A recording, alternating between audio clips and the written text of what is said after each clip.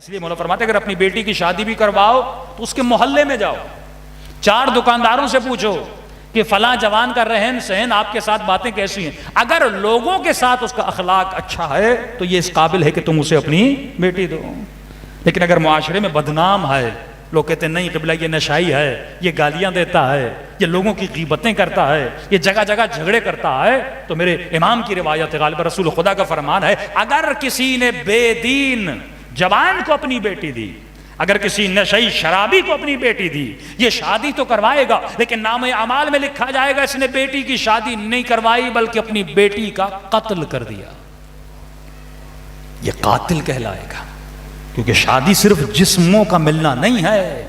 شادی تم اس لیے کرواتے ہو کہ ایسے جوان کا انتخاب کرو کہ جب نسل پیدا ہو تو نسل علی کے قدموں پہ چلنے والی نسل ہو۔ اس لیے میں جوانوں کو کہتا ہوں جب اپنے لیے کسی کو زوجیت کے لیے اختیار کرو، کسی خاتون کو اپنی، تو علماء فرماتے ہیں یہ مت سوچ کے جاؤ کہ میں بیوی لینے جا رہا ہوں، یہ تصور کر کے جاؤ کہ میں اپنے بچوں کی ماں کا انتخاب کرنے جا رہا ہوں۔ ایک اسٹیپ آگے بڑھو،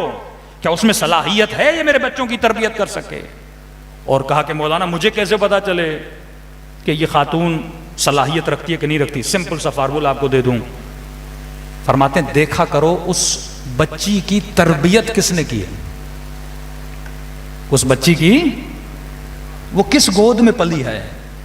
اس کا مربی کون ہے، اس کو پالنے والی کون ہے۔ کئی اوقات ایسے کیسز آتے کہتے مولانا ماں بڑی نیک تھی لیکن جب ریسرچ کی تو اس کو خالہ نے بڑا کیا ہے،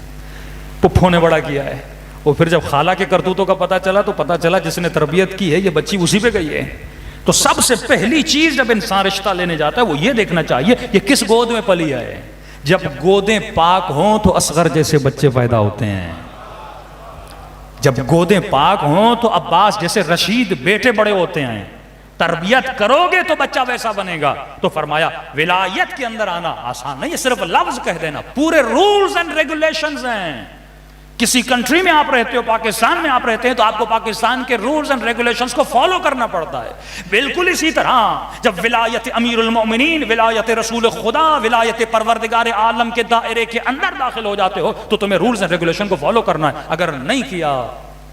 تو اشد العذاب ہے، کیونکہ تو اپنے اختیار سے اس ولایت کے اندر آیا ہے، کسی نے تجھے مجبور نہیں کیا، مولا نے تیرے گلے پہ تلوار نہیں رکھی کہ تو شیعہ بن جا، علی کی ولایت کو مان، تو اپنے اختیار سے، اپنے عقل سے، اپنے ذہن سے مولا کی ولایت میں آیا ہے۔ لہٰذا اب زندگی بھی ایسی گزارنی ہے